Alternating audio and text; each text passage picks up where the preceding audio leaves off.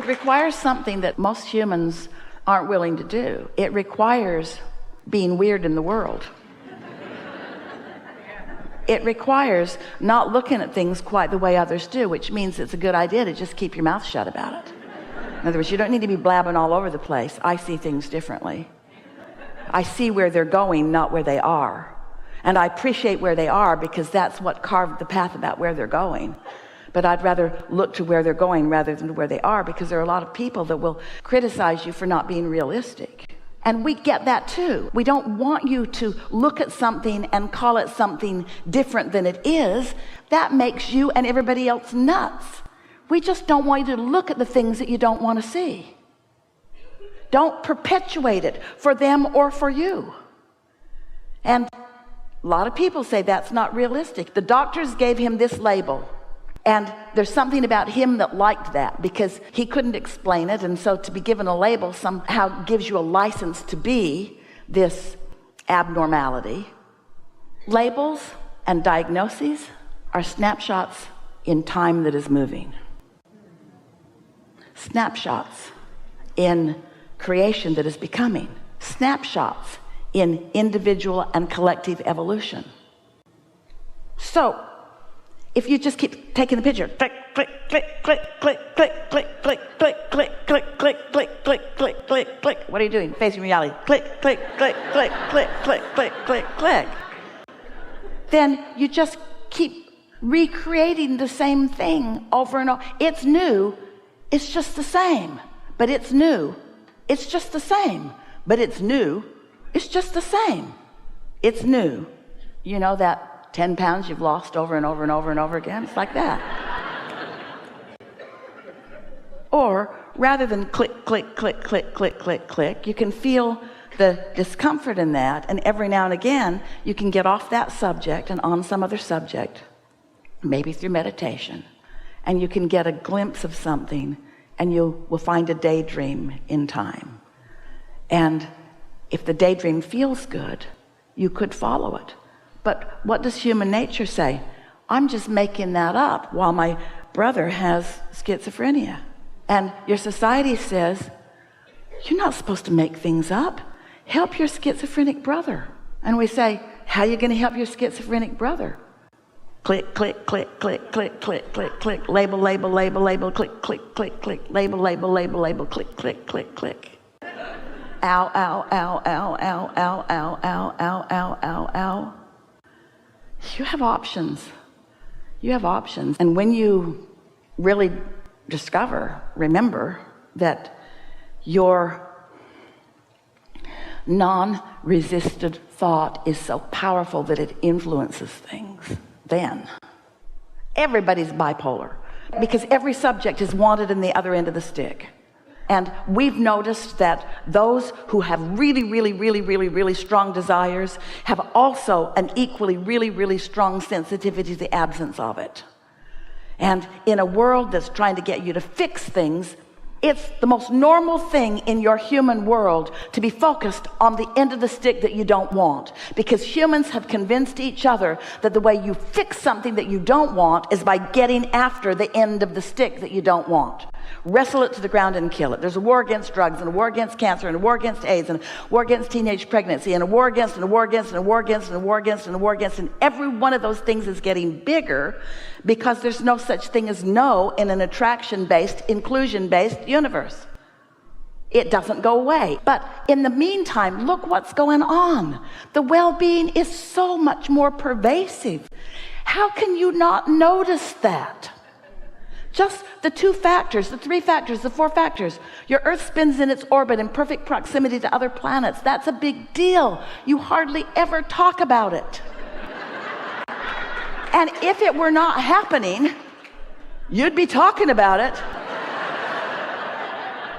trying to fix it. The sun comes up and warms you. This perfect creation that you got way out ahead of before you got here.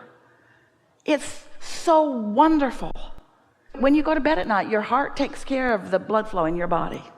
And you never talk about it. How's it going? Oh, it's going really good. The sun came up again this morning.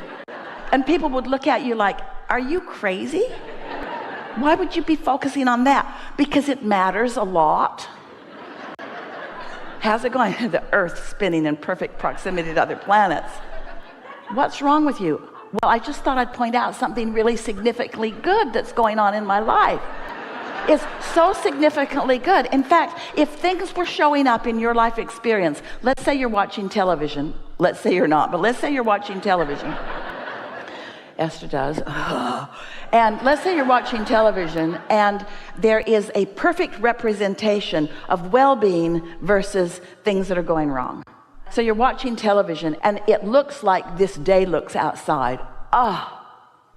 Feels like, smells like, it's well-being, like this is the bigness of all of this. So you're watching that on television and it's just pleasurable. Oh, it's so pleasant what you're watching. It's just beautiful and harmony and delicious and interesting and provocative, and you're just watching and you're just eating it up. And then across the screen goes zzz. And you say, what was that?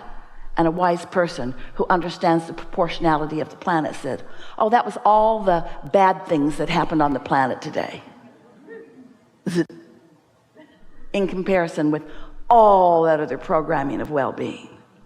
And yet humans, because you're oriented to finding the thing that's wrong and using your practicality to wrestle it to the ground, so you pinch yourself off from the resources because you've forgotten that there are some steps. Step one is you see it and you feel it and it impacts you and you don't want it, but in that brief moment you know what you do want, and you launch through your telepathic vibrational ability to launch. You launch a request, you launch a determination, and the energy that creates worlds, your inner being and source, take that information and focus upon it completely. And that's why your Earth spins in its orbit in perfect proximity to other planets, and on and on and on and on and on and on and on and on and on. So step one and step two just happened. Step three is you meditate, you bask, you appreciate, you find reasons to feel good, you get into the receiving mode, and you daydream, and you witness the thoughts turning to things. You witness the evidence of universal forces and the well-being flowing through the creative energy of your ability to focus your mind. And you witness and feel the inspiration to move through and act and be a part of it.